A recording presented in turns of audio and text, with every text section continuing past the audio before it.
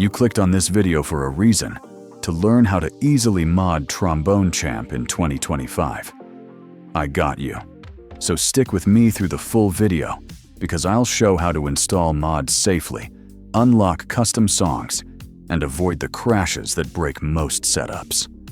Modding Trombone Champ used to be a pain, but as of 2025, it's easier than ever thanks to Trombloader, the go-to mod manager.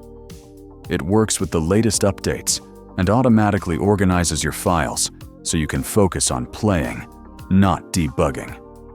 Start by heading to the official Trombone Champ modding Discord or the Trombloader GitHub page.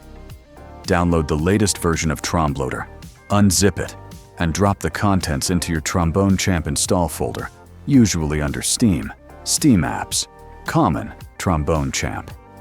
When you launch the game, you'll know it worked if a new Mods tab shows up on your main menu. Next, install Trombone Champ Custom Songs. That mod unlocks hundreds of community songs, letting you play everything from anime intros to meme tracks.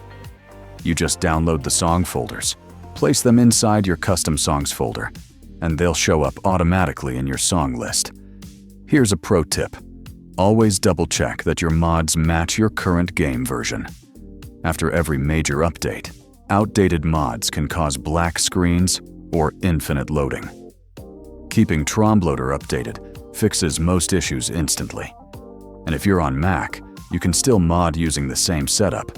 Just right-click your game in Steam, hit Browse Files, and follow the same steps.